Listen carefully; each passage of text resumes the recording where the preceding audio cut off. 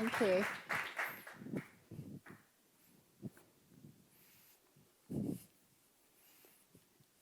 Uy, me caigo.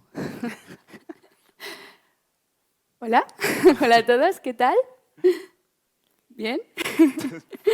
Muy bien, pues, Toju, thank you so much for your intervention this morning. It was incredible, and we are really happy to have you here again to hear you talk a little bit more about inclusive, diverse, responsible, and ethical AI.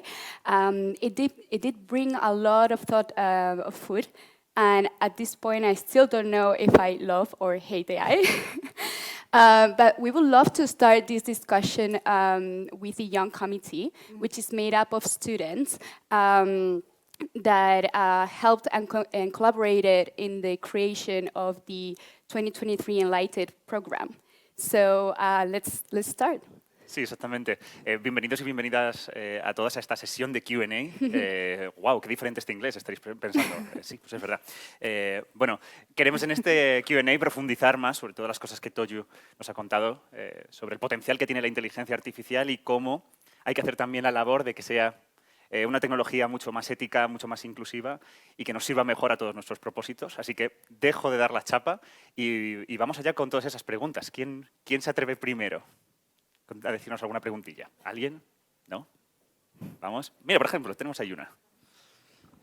So I was wondering, when I heard your talk this morning, you mentioned a lot of issues that are raised from AI, right? From the gender perspective to racism. I was wondering where learning disabilities appear in this conversation, because I'm dyslexic, for instance, and all these AI systems that are being built are not taking into account this different way of thinking, and it can be really hard to get, for instance, for me, to get ChatGPT to work properly at some point, and it's kind of frustrating. And I want to know, in your experience, and maybe you too as well, what is the progress that is being made, and if there's something?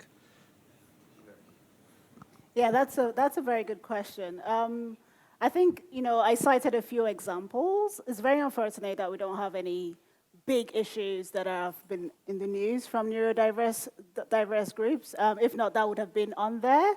But I think the way we address these issues is the same way we address the same issues when it comes to the gender issues or the racism issues and ethnicity issues and all of that, right? It's still on the fairness. So it just means that we're not thinking about everyone from every community properly when we're building these things. And like you said, ChatGPT is very difficult to use. I actually read a very long article by someone who's from the neurodiverse community as well. And she was complaining about the same thing, right? And another thing that she mentioned was the fact that ChatGPT is based on language heuristics, and that's why they're making so much noise about it. And if it's a different AI application, an AI type like computer vision, there's no noise about it.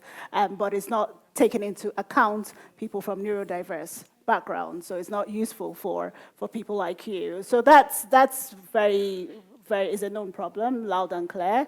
And I think the best way to address it is the same responsible AI framework that I proposed. Muy bien, ¿alguna otra pregunta? ¿Por ahí en el público? ¿Tenemos alguna por aquí? Sí, justo.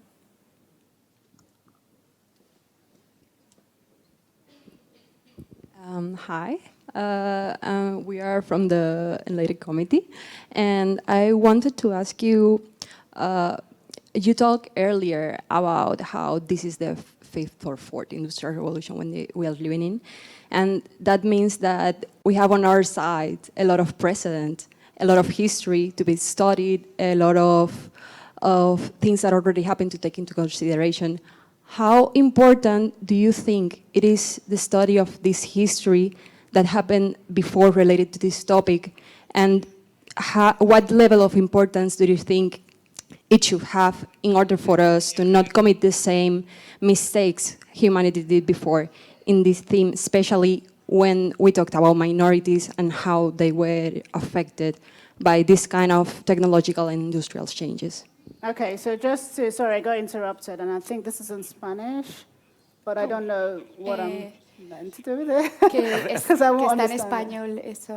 Yes, I think it is, but keep it in English. We will translate. Okay, so just to translate your question again, the question is more around what's the use of understanding the history of AI to solve these problems, basically? So, Of evolution of the technology Oh, of and industry, technology. because before a lot of minorities and just many people were harmed, for example, in the first Yeah. industrial revolution, and so goes on, and how important it is to understand this, and transversely imply the study of history in the study of AI. yeah, so it is important, right? I think in life, you know, we learn from experiences. We should learn from experiences. Some people never learn, and they keep on making the same mistakes over and over again. We shouldn't be one of those people, right? So history gives us some perspective on how things were built and the problems that were faced at those times, right, and how to move forward. So that's the whole importance of history. It's just like when I brought up the issue with, or the example of Alan Turing, and I really strongly believe, but I mean, I came across that because I read his story, because I wanted to understand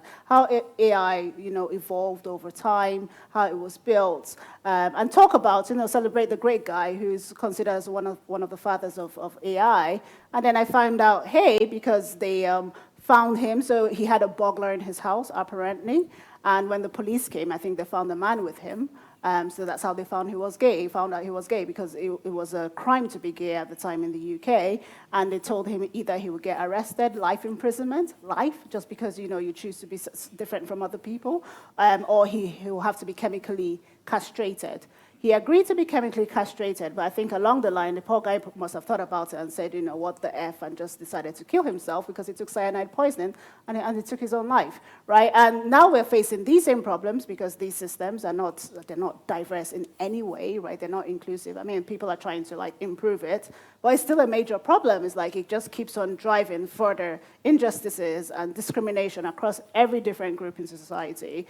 And if Alan Turing was still there, you know, if he had lived the life he was meant to live, I assume, maybe it would have been different. Maybe, yes, maybe he was meant to take his life at that age, but who knows, right? And I assume if we had more diversity right from the onset, we would not be having this conversation today. So the history of that is supposed to teach us about the future, right? About our present and our future. In other words, how do we prevent ourselves from making the same mistakes? And right now, I would say deploying AI at the rapid pace it's being deployed, I wouldn't say it's a mistake, but deploying it in the state it is could be a very big mistake, and that's why we have to take a step back. Now, in the scientific community, right, in the AI, ML community, you know, they have this motto of move fast and break things. Well, moving fast is probably breaking people's lives, and we cannot keep on having that. So understanding the history of it and where we've made mistakes and making sure that we avert those mistakes and just make it, you know, just head towards a better direction is always key. Thank you. ¿Otra preguntita?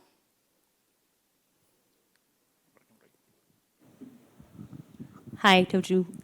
Thank you for your speak this morning. I'm Inés Fernandez from the Vodafone Foundation. My question is regarding AI and disinformation and the impact it's having across the world in terms of democracy, in terms of playing with mental health, especially for young people. How should we address this? How can we, and I'm talking about K-12 education, teenagers, young people, how can we try to stop the negative consequences that AI is having on their mental health in a way that is effective, right? From where should we attack this problem? Yeah, it's a multifaceted problem, and it's not great to have. I mean, if you ask me, like a parent, I'll say just stop it, you know, just pull it out. Let's not use it anymore. Get it out. You know, it's affecting people, but we can't, right? Even if I say it, no one's going to listen. Even if, you know, Joe Biden says it or the president of Spain, no one is really going to listen, right? So I think, you know, it's tackling it from different angles again. There's some ethical considerations that should be involved in interacting with chatbots, right? Like the example I gave of the man from Belgium who took his own life. It's because he developed a relationship with this chatbot, right? I don't know the state of, you know, his personal state, what his experiences were. You know, normally when you chat with a chatbot, many times they are polite. If it's not ChatGPT Bing of the past, normally they're quite polite, you know. So they tell you what you want to hear. There's actually there's something considered a crisis in the U.S. now because you have a lot of young men in the U.S. who are creating AI chatbot girlfriends. And they're creating an AI-generated image of a woman that they want, right? So they put the bot there and put the body, and then they can talk to her the way they want to talk to her. Now that's a problem, right? I feel for most problems like this, like knowledge is power, it's important to raise the awareness, but it's also important for companies who are building these things to be ethical, to have an ethical hat on, a responsible hat on. In other words, for chatbots, for instance, we know that they can influence people. We know that they have a lot of misinformation. It's important, first of all, to have, even if it's a little disclaimer that says, do not take everything this thing says because it lies a lot, something like that. Now, some of them do have it. That's not enough. Okay, maybe we shouldn't make it in small print. Maybe we should actually generate some more awareness that these are the issues with these sort of chatbots, so be aware. But beyond that, we should even encourage people to chat with these things for a long time. Could we put in some form of digital mindfulness, ethical mindfulness constraints in it? And maybe if you have chatted with it on an ongoing basis for like an hour, it can actually go off and say, okay, I'm going to take a rest now, and I think you should do something else. Right? And then you can come back to it later, but then at least you're able to detach from the technology. So I think it goes back to the overall tech ethics that has existed for a while. It's like, how much time should we really spend on our screens? How much time should we spend with our phones? Because at the end of the day, these things are owned by companies who just want to bring more people. They need to drive traffic to their apps and to their website, and they make more revenue. But you, on the other hand, and it's not just young people, right? Even anybody that is older, it doesn't discriminate against age. The more you pull yourself into it, the more your mental health gets affected, the less time you spend outdoors, in nature, and with people, right? So like these guys who have these girlfriends, they barely have relationships outside the computer. So I think we need to put guardrails in place, right? And check balances in place. But I think everyone needs to be involved in this. We can't keep on playing the blame game and saying, we have to wait for policymakers and the owners of these companies to be responsible. That might never happen. So for us ourselves, do we need to generate more awareness around this conversation? Do we need to encourage more people? And that's why I said AI, I feel, is driving us to be more human. On the flip side, it could make us spend more time on the technology, but we need to be aware and then make sure we stop that from happening. I believe it's a common responsibility to use all this technology better and Yes. so on. But do you think it could be able to push like politics and policies about this kind of stuff? Unfortunately, I think it's the more people that die and the more people that are affected that policies will come out. Many times it has to be something catastrophic that happens before people sit up. I think the more people are aware, the more we can have more conversations and influence our policymakers and MPs or the equivalents you have here and just drive more awareness. So I think it is possible, and I think we need to do it anyway because, again, the technology is not going anywhere. Thank you. ¿Tenemos alguna preguntita más por aquí? Sí. Hello, Toju.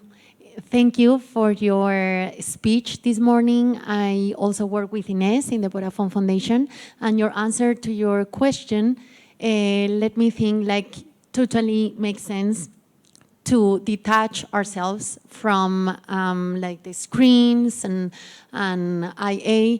But what happens with metaverse? Because it's based on machine learning and IA, and that's even more difficult from us to detach from it, because it's actually to get into it, and it's supposed in the future you're going to socialize and even go to classes and lessons and everything there. So what happens in that case? I'll answer first with a question back at you. Do you use the metaverse? No. Exactly. So I think the metaverse just came up with this whole hype last year, and everyone ran to the metaverse. I personally did not like it. It just felt very unreal. Like you just have these avatars and this artificial augmented reality, and you want me to be there and talk to people. It doesn't sit well with me. But I think it didn't sit well with a lot of people because no one is talking about the metaverse now. Right? And I'm pretty sure if you do some research, you'll see that the users have dropped in the metaverse. So the fact that they claimed it's going to be the future, you don't have to believe everything people say, just watch the evolution. And I took it with a pinch of salt. I was very skeptical about it, and I'm not surprised now. So your concern, I don't think will be valid in the future. I really doubt a lot of people are going to use the metaverse, in the way that they predicted. At the time of the metaverse, there was no ChatGPT, right? And then all of a sudden, ChatGPT came out, and then everyone is talking about AI and generative AI, and people have even forgotten the metaverse existed. So I wouldn't worry about that. I really doubt it's going to take the traction that they predicted it will take. We hope so, yeah. I have a question for you as well that I think a lot of people here is also wondering. A lot of us are a little bit concerned about AI becoming more intelligent than humans at some point, and that being quite dangerous for us. What are your thoughts on this? Is this something that can potentially happen, and what could the consequences be? Yeah, so if you had asked me this question 3 months ago, I'd have said, absolutely not, it's not possible. But now I can't say that because I can't predict the future. I'm not Nostradamus, right? Like, I can't tell you it's going to do this. But it is showing some form of emergent properties. I think it's important to understand why things happen, right? So we're building a technology. It's coming up with some emergent properties. It's being able to do things that we didn't build it to do, some tasks that it wasn't trained to do. We need to understand why. And then that's where the transparency problem comes into play, because it's hard for us to understand why. So my point is, well, if that's going to happen, it's very important to lay the foundation right and build it on responsible AI frameworks, on processes and responsible AI components, principles. Because if we do that, assuming it becomes more intelligent than ours, which I think cannot happen, how can it become more, like, how is that even going to happen, right? Because we're going to be teaching it. It's like you have kids, if you have kids, or if you have brothers and sisters or little cousins, even if you teach them something, I mean, it takes many years before they outsmart you, and they may not even outsmart you, right, because you've got years of experience. So I don't know how that can happen, but let's assume, the worst case scenario that happens. If we build it properly, right, and we make sure that, the outputs are fair towards everyone, it upholds everyone's data in a very private context, it respects people's human rights, there are no forms of human rights violations, people are not being falsely arrested for crimes they did not commit, humans are in the overall developmental process, and on it goes, then if it does become more intelligent than humans, we're fine. We're not going to have any problems, right? Because it's going to be working on our side, like our friends, and not against us. So forget about a Terminator. We don't want to think about that. Hopefully that will never happen. And for whatever reason, there's always a risk of existential threats in humans. There's always a risk of the apocalypse. There's always something about to kill human beings. And right now we're thinking about robots. But let's put all of that aside.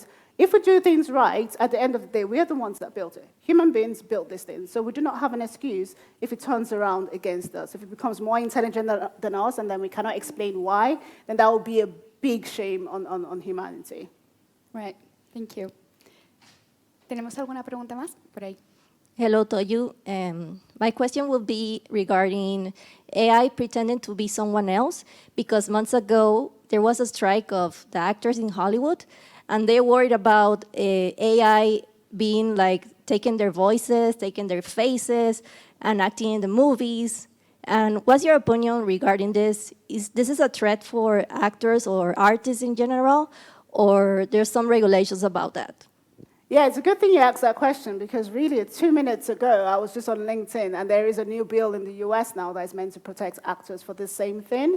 So if they see that their faces have been used in any AI and without their consent, they can actually sue. So the bill has been proposed. I don't think it's been passed yet. But there is some form of regulation that might come up to protect actors. We do need regulation for that. It's not right for AI to mislead people. I think the EU AI Act covers something around that in terms of transparency. So if you're chatting with a chatbot or an AI system, the person needs to be aware it's an AI system. You have to put something there to say this is an AI system and not a human being. Now, we have the other problem with a lot of bad actors, right? So people who are spreading disinformation, people who are creating deep fakes, and if anyone doesn't know what deep fakes are, they're just the videos that pretend to be somebody else, and they cause a lot of havoc. Those are issues. So even if there's any law that is being passed around actors, we might still have people that are just doing it for fun, use the actors' information, create a deep fake, or make some money on pirated sites. I don't know if pirated videos still exist, sites, but there will always be that problem. So again, it goes back to regulation. It goes back to having a responsible hat on. Because if you're an organization, you shouldn't do something that will make actors unemployed, right? You shouldn't create things that will make people on the streets. All of a sudden, they lose their jobs and they're on the street. There's no form of responsibility there, and that's terrible. But I think regulation will help a bit with that. Ok, ¿alguna pregunta más? Creo que por aquí en primera fila tenemos una.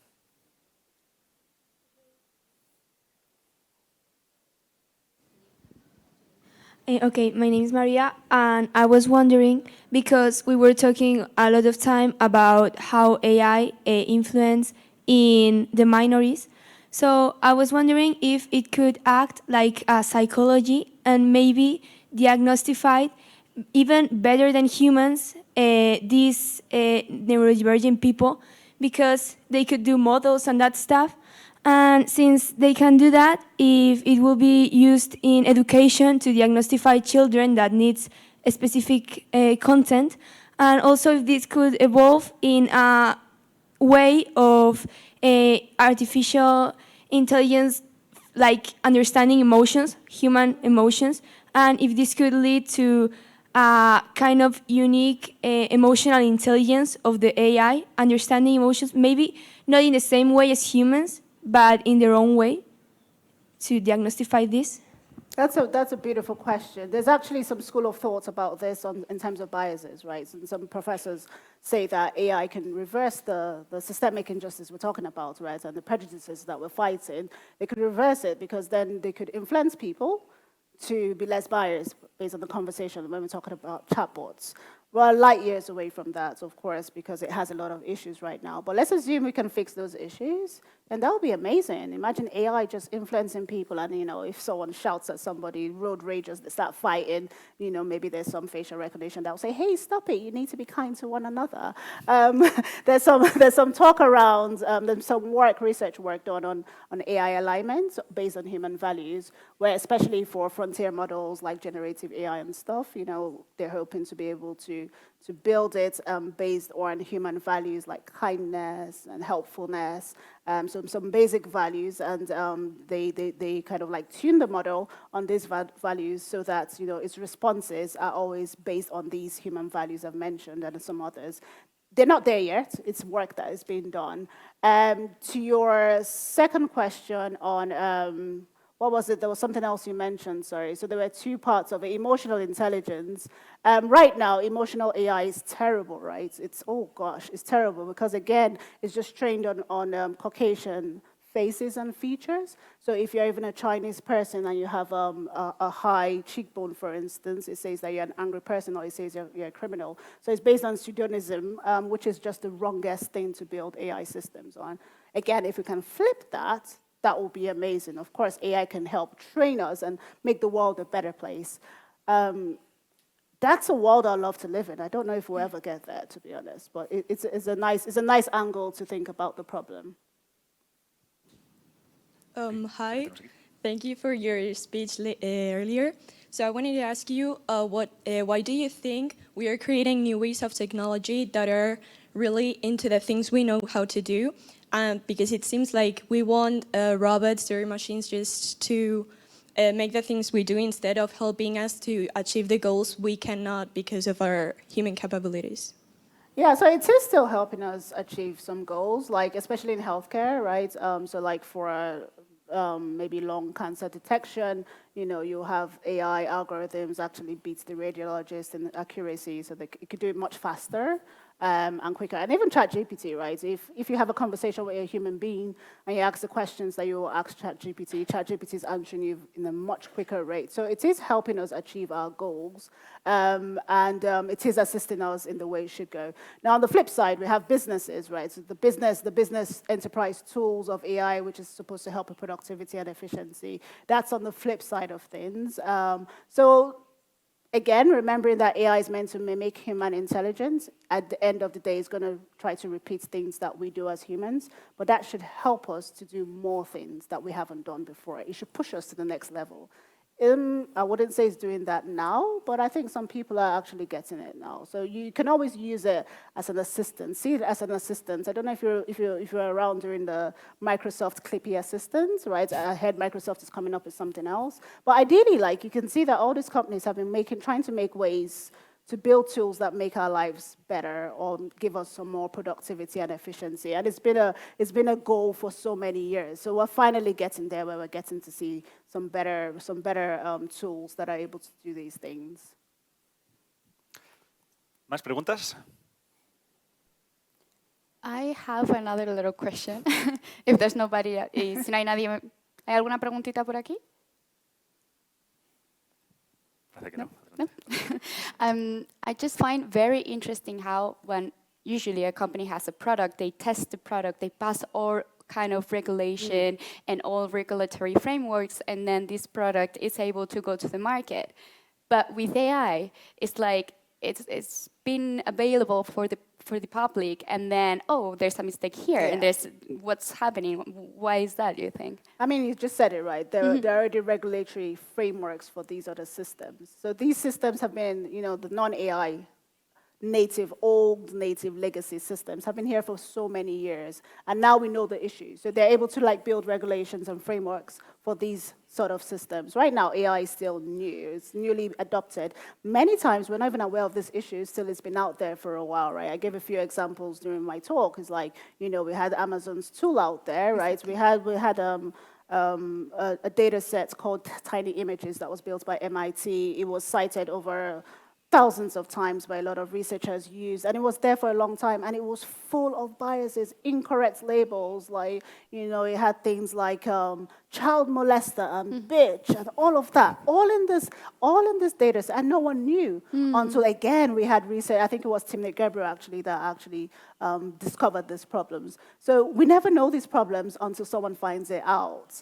I think with regulation now, because they're discovering, there are more problems, now they're coming up with the regulation. But again, I can bet you in the next 5 years, there'll be more problems that we're going to see, and then regulation will try to come up with it. But yeah, it's just like it's a game, right? It's a very slow game of trying to catch up with something that is moving faster than us. And again, that's why these companies need to think about the impact of what their technologies has on society, and just make sure that they're a bit more responsible. Because if we're waiting for regulation, it might not solve the problem.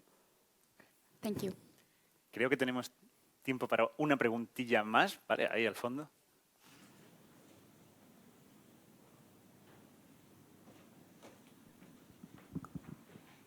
I just wanted to know if you believe that the art made by IA has some value, because there are people that do generative art programming, but once the IA is doing all the work, do you believe that has a value? Yeah, I mean, the whole point of AI, again, is to help us, to assist us, right? So if, you're having to, in the past, you had to use Photoshop, for instance, and take maybe an hour or something to build an image, and then you have Midjourney help you to do it, then that's great. I've seen and heard about some AI-generated magazines now, which were built on AI. The truth about it is that many times it's still building on other people's work, right? So it's building on other artists' images, and that's why there's all this issue around the copyright, especially when it comes to artists. You have the actors fighting for their own voice. You have the artists saying, this is not right, you're using my image. OpenAI is being sued right now in the US. Even Google is going to face a few lawsuits on this same issue, or if, we have built generative AI models based on other people's work, other people's images, and they have no form of attribution, no recognition, and no compensation, and that's a problem. But, to answer your question, it is important, it is great to actually have help. If I'm an artist and I've been spending long hours on Photoshop trying to build a few images, and I have augmented help from assistant, I'll take it, right? And then that can improve my work, and I can build on it. And that's what I've seen, with the magazines that were built from AI-generated work or generators. The artists that built on these images, so they didn't just take the images and publish it, they actually enhanced it and made it nicer and all of that, and gave it some flavor, and then they launched it. So it is helping our work, and I think it's important, but then the copyright issue is just up in the air there, it's not quite solved. So that's, one of the ethical considerations there. Creo que queda muy poquito por si hay una pregunta muy pequeña, pero veo que casi que no. Bueno, pues creo que con esto podemos dejar cerrada este turno de preguntas. Toyu, thank you very much for your time. Thank you. Y muchísimas gracias a todos por formar parte de este evento y por vuestras preguntas, que han sido muy, muy interesantes. Os dejamos paso a María. Thank you so much.